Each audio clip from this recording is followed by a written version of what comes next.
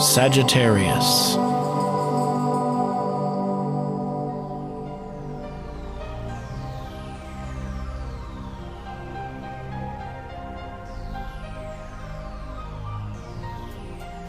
Hello Sagittarius, this is your astrological forecast for February, and this month is actually going to be quite an easy month where you're going to, if you catch your flow, you're going to be able to surf this wave straight to where it's going to be leading you. We have just a plethora of beautiful transits this month, and right now the sun will be transiting your third house for communication, and this is also where we have the new moon. So what does that mean? Well, the sun is passing through the sign of Aquarius, and this is very harmonious to your own sign. So you're going to feel radiant. You're going to feel that your communications are really going to be smooth. You're going to be able to project out what it is you need to be sharing. So if you have any interviews or presentations this month, you should feel that that will go off really, really well. Plus, we have the new moon too in this area. The new moon will be on the 8th here, and it will be 19 degrees in Aquarius. And that is the time we always put down our intentions. So when you get the feel and the hang of the sun here and you're feeling comfortable with the way that you're communicating, make sure that on the 8th you put down the intentions of that you want to keep this up, not just for February, but throughout the year until the new moon comes back into this area next year, approximately around the same time. Don't forget to write your abundance check for yourself on the 8th, because this is also an area where it could just expand for you in the way that you can negotiate and speak with people throughout the year that can open up new doors for you abundantly. But we have focus on the second house. The second house is money and income. So for you, we have Venus, which rules this area. So she's powerfully, doubly strong here. And she'll also be meeting up there with Pluto, which will intensify everything. And Mercury is here as well. So I see you crunching numbers, trying to get all your ducks in a row, looking at opportunities that might have presented itself that you might be thinking really does hold value for you, and in that case you really want to act upon it. This is a month where you could put passion into what it is you believe. You will find when Venus meets up with Pluto there on the 5th, well, those two together, they're both money planets, but Pluto's a money magnet planet, right? And it's been here in your second house for a long time, and when she functions or he functions in a good way with good transits, well then it's super, super powerful. So pay attention to the 5th for it. We also see Saturn now in your first house, and it's been cruising there for a while. So I'm feeling that, you know, you Sagittarians here, just over these last months, I'd say 2015 has been good for you in the sense that there's been more security, more grounding, more substance. You're feeling empowered and good for you. And this is a trend that's going to continue on as Saturn passes through this sign and securing all those great values that Sagittarius holds for you. We have Neptune in the 4th, so you're beautifying your home. Of course, this is a long-term transit, but whenever Neptune is activated, we feel calm. We want to make our home a sanctuary where you could find healing and love and spirituality, where people can feel the atmosphere is great when they come into your home. Uranus in the 5th, well, love relationships is bringing all this magic into your life, and whenever Uranus is activated, well, that's when we get all these good surprises and changes along the path. So let's look at career, because this is where Jupiter is cruising for you, and currently retrograde, and it will be until May 10th.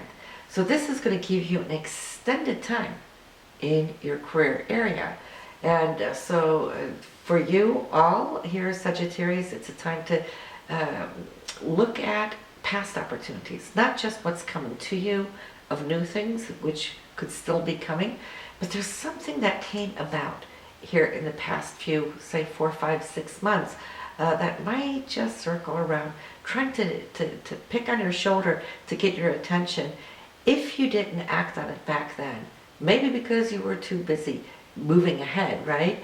But under a retrograde, whatever comes back around is important and to look at, to see how you can take it, work it now, and get all the details of it so that after May 10th, when Jupiter moves directly again, you could be good to go and then see an incredible expansion in this area of your life take place. Talking about that 10th house, we have the full moon at the end of the month on the 22nd, 3 degrees there in Virgo, which will be illuminating your whole career and work scenario. So whatever it is you've been working to achieve will now come into the limelight. So you might just come to see that you might receive a couple of really nice kudos here on the 22nd. Then we have Mars. Mars is drive, ambition, goals, passion, all those things. And it is still in your 12th house like it was in January, but it's in the sign of Scorpio, which it rules. So there's a double whammy intensity, going deeper into consciousness, especially because it is that 12th house of karma. It's the house of your higher self and so forth. So you might just come to see how the need to express this portion of your life might be a little bit more at the forefront. You're wanting things to be idealistic. That is because it's the 12th house of Pisces, ruled by Neptune. It's always those higher ideals that are attractive.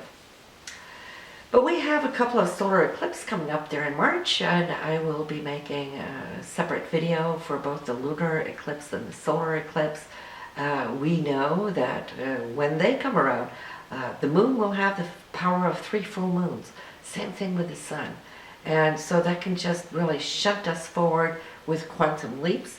But in order to get into these new rooms, something will be eclipsed away. And we always just want to make sure to be confident that those things that depart are meant to depart, so that we can actually have a supersonic growth period. So March is going to be exciting. So subscribe if you haven't, so you're sure to get these videos when they come out. But we're going to start now, top of the month, to see what is coming in. That is Mars and Pluto on the 3rd, and we have also the Sun and Saturn on the 3rd. So between these energies, this is you taking hold of your drive, your goal, your passion, with Pluto wanting to transform. So this is a powerful day and beautiful way to start off the month, because you're feeling centered, grounded with that Sun-Saturn, and feeling as if you're ready to take on something, I would like to say, big, okay? Because why? It's powerful. The embodiment of these energies can allow you to really grow something that is substantial, that will build, which is character building as well. On the 5th, we have that Venus-Pluto in your 2nd house for money, for income. Great time to negotiate a good deal, or to purchase something of great value, or to receive some money. Maybe it's money from the past that could come in, but it could be new money also. So the 5th is worth circling on your calendar. On the 6th, we got 3 aspects here that are important. One is the Sun, which is you. Uranus, which always brings us the unexpected wow factor. It's harmonious, so it should be good news on the 6th. And to get more insight of what that might just be is Mercury and Jupiter. Mercury being the messenger, and Jupiter everything that's abundant and generous and beautiful in our life, the gift giver, the great beneficiary. So that is on the 6th. Mercury in your 2nd house for money, and Jupiter in the 10th house. This might just be great news coming from your boss or your supervisor, because the 10th house and the 2nd house here are aligned for it. Then we also have Uranus coming in here with Venus on the 6th as well. And so I feel that the surprise factor in this is that you, even though you might have been waiting, hoping, or anticipating that this should be taking place, there's an aspect to it which I don't think you have anticipated, and that will also be added to the mix. Then on the 7th, I feel that you now here are very balanced in your emotional life. Venus and Mars, they're doing the dance, and Venus is happy, is feeling as if your self-worth right now is elevated. Mars coming in behind it, acting upon, taking actions, doing the things that your heart desire. So you're at one, and that always brings bliss, that at one mint that we have in ourselves. And this is just leading up to that new moon on the 8th. So between the 7th and 8th, great days, but that's only the beginning, because it's being followed up straight through the rest of the month. So catch that wave, surf it on the 10th. Again, money news, Venus and Jupiter again. Now you had Mercury and Jupiter here on the 6th, more news on the 10th, and it's better than what you had expected. And so there could be a payout, there could be a new beginning. Maybe you're granted a new job, a new position. Whatever the deal is, the 10th is beautiful, giving you a whole lot more action here on the 13th, when Mars and Jupiter are sextiling each other. So, you know, there's the heart desires, and there is the physical action taking place right in behind it. And it's expanding your whole vision. So the optimism, the enthusiasm is there at Sagittarius. And remember though, this is your ruler we're talking about, which is Jupiter. And she's just receiving one aspect after the other here this month of February. On the 22nd, yes, we have that full moon illuminating your 10th house for career. So that is a good day to mark on your calendar. Then we have the 26th, another insight, news coming your way. It's Mercury, the messenger with Uranus. Uranus bringing a happy sense, insight of news. And on the 29th, we have Venus, Saturn, grounding the sense of love and passion, security, monies, all of this here just really now in a place where you so totally deserve it. And that's only because you've been working really hard, Sagittarius, for a long time to find this level of contentment. And I think contentment is the key word that I can bring this month to you, because when you're feeling that your security needs are met, whether that is romantic or financial, well, then you are such a happy-go-lucky camper, right?